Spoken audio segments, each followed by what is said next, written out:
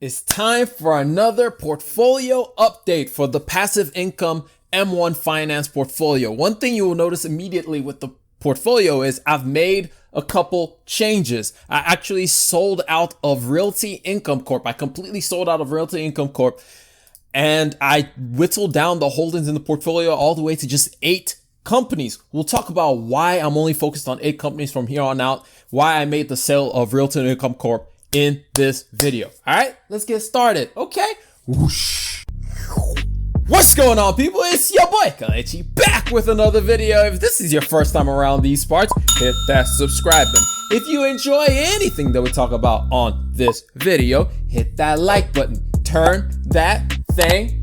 It's not blue. It's not blue yet, but turn that like button blue. Oh, it's getting closer, but it's not there yet. But anyway, welcome back to another video. And like I said at the beginning, we're going to be talking about my passive income portfolio where I document me trying to invest to get passive income over time. So far, we have $4,389 in the portfolio. And of that, I've earned $50 in dividends, which is not bad at all. I know a lot of people are going to be like, $50, that's not a whole lot of money.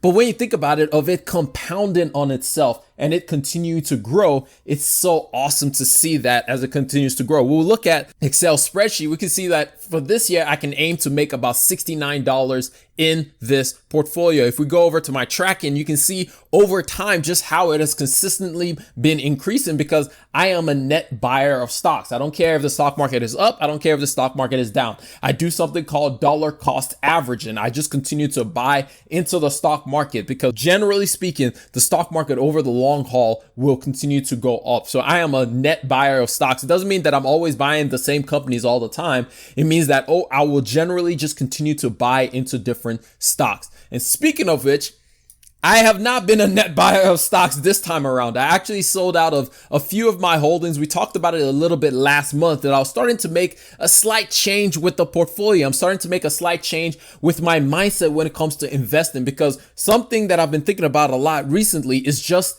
the idea of being more focused, just the idea of focusing more on the things that are important to be focused on rather than having my attention in so many different places. I want to focus on businesses that I understand and I want to learn more about. And that's where my focus has been. And so because of that move, I've made a few changes. If we go to my holdings, you see I don't have Realty Income Corp anymore. If we go to activity, you see that I sold completely out of Realty Income Corp because one, I just don't care enough to learn more about the business in all honesty. And two, I just believe that that money could have been used elsewhere.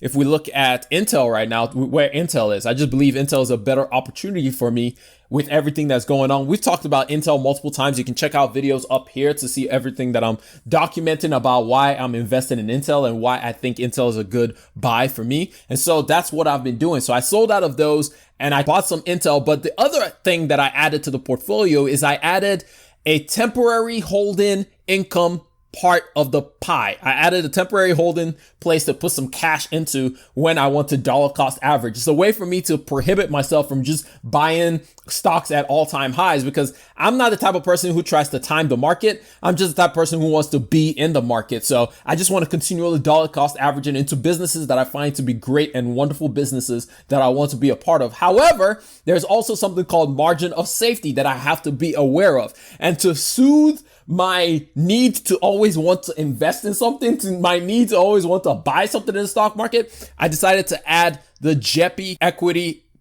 premium income ETF. Basically, it's an ETF. It's a basket of stocks. But however, what it does is something that I can't do because I'm too broke. Basically, it's something that I would love to be able to do, but I cannot do it because I don't have that much money. But basically, in this ETF, they sell puts and sell covered calls. So they're able to generate income by doing that over and over again. And so they distribute those income to those who hold the ETF. And so that's why I added this one into the portfolio. That's where I can still passively be making some income, even though I can't be generating it by myself by buying and selling puts and calls on companies that I love. Because if I wanted to buy and sell puts and covered calls on companies that I really love, like Microsoft and Apple, it will cost me over $10,000 to be able to do it because you need to be able to buy 100 shares in one go. And I can't afford to do that. So I'd rather just offset that and hand that over to somebody else who can do it a lot better than I can. But that's the reason I added that. And that's where I put most of the money that I generated from the sale of Realty Income Corp. Right now, I'm very happy with the holdings that I have. I've limited it all the way down to Microsoft, Apple, Intel, Disney, Bank of America, Store Capital, Jeppy, and Costco. These businesses, I really like them. I've been learning more and more. It's one of those things now that I'm focused, that I'm getting a little bit more focused. I'm learning more and more about these businesses. One of the ones that I've been doing a deep dive into and just learning a lot about is Costco. I've been really diving in to understand how their business model works. And in all honesty, it's one of those that it does everything right. Like, it just handles everything right. I love the way that it prioritizes the stakeholders, not the shareholders, but the stakeholders of the business. In other words, it prioritizes its customers, it prioritizes its employees, and then it prioritizes the business before it cares about shareholders. And I just love that. I love that it set the tone. I mean, as a matter of fact, I was reading the history of Costco, and initially when it went on the stock market, traders were like really upset. Shareholders were upset at Costco, and they were like, what are y'all doing? How can you be so generous? Like, the way it pays its employee, the way it takes care of the customers in its business, all these things. Traders were very upset with the way that Costco was operating its business, but that has been to the benefit of Costco. Costco is not one of those companies that was trying to get rich quick. It did things on the long way. It did things the long way around. It's not trying to rush its growth. It's doing things very, very well. And so I love Costco. Like, I know I'm going to own more and more and more of Costco. Plus, I started shopping at Costco, and they know something. And that's one of the other reasons that I really will probably be getting more and more into Costco, because that business is just phenomenal. It's such a phenomenal business. But that's one of the ones that I've been doing a lot of a deep dive on. But I've spent most of my time trying to learn more about Alibaba. If you want to check out that video and learn more about why I'm buying Alibaba, click up here. As you guys already know, Microsoft is my baby. It's the first stock that I ever bought, and it's done me so well over the long term. And then we have all the other ones in here. Disney is one of those that is in a position right now where I expect them to bring their dividends back here in the near future once they start opening up their parks and get all 40% of revenues that was basically shut down for the duration of last year. And I actually agree with them canceling their dividend for that time period.